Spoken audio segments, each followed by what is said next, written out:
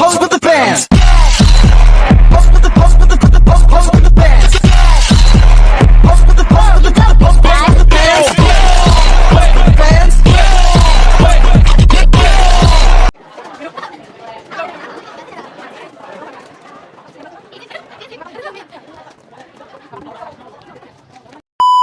Assalamualaikum warahmatullahi wabarakatuh.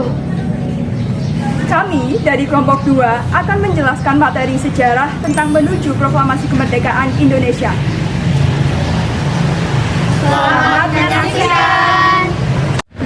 Pernah bayangin nggak kalau Indonesia terlambat merdeka hanya karena perbedaan pendapat? Ternyata sebelum proklamasi pada tanggal 17 Agustus 1945 ada perdebatan besar, penculikan tokoh penting sampai peristiwa Rengas Dengklok. Golongan muda ingin merdeka sekarang juga, tapi golongan tua ingin semuanya dilakukan dengan hati-hati.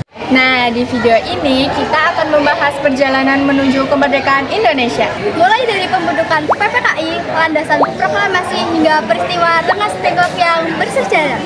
Penasaran gimana cerita lengkapnya? Yuk simak video kami tentang perjalanan menuju proklamasi kemerdekaan Indonesia. Setelah BPUPKI selesai menyusun rancangan undang-undang, Jepang membubarkannya pada 7 Agustus 1945 dan menggantinya dengan PPKI yang dipimpin oleh Soekarno dan Muhammad Hatta. Tugas PPKI adalah mempersiapkan kemerdekaan Indonesia. Namun, situasi dunia saat itu berubah dengan sangat cepat dan membawa pengaruh besar bagi Indonesia. Pada tanggal 15 Agustus tahun 1945, Jepang menyerah kepada sekutu setelah Hiroshima dan Nagasaki dibom atom oleh Amerika Serikat. Kekalahan Jepang menjadi titik penting bagi perjuangan bangsa Indonesia untuk segera memproklamasikan kemerdekaan. Di berbagai daerah, para pemuda mulai mendesak agar kemerdekaan diumumkan tanpa campur tangan Jepang. Semangat untuk memproklamasikan kemerdekaan juga didukung oleh berbagai landasan yang memperkuat hak bangsa Indonesia untuk merdeka. Proklamasi kemerdekaan Indonesia memiliki landasan nasional dan internasional. Secara nasional, bangsa Indonesia berhak menentukan nasib sendiri.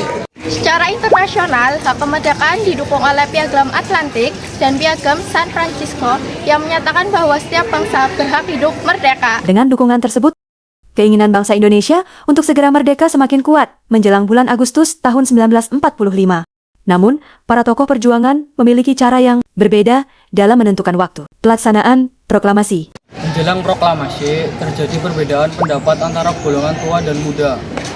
Golongan tua ingin proklamasi dilakukan melalui sidang PPKI, sedangkan golongan muda ingin kemerdekaan diumumkan secepatnya dan tanpa campur tangan Jepang.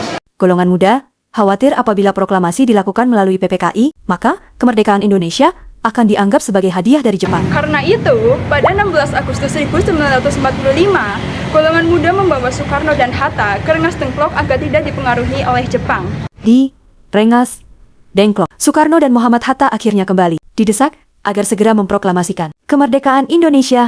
Setelah melalui berbagai perundingan, Soekarno dan Hatta kembali ke Jakarta. Malam harinya, teks proklamasi dirumuskan di rumah Laksamana Maida dan diketik oleh Sayuti Malik. Setelah melalui perundingan, akhirnya disepakati bahwa proklamasi dilakukan di Jakarta pada 17 Agustus 1945.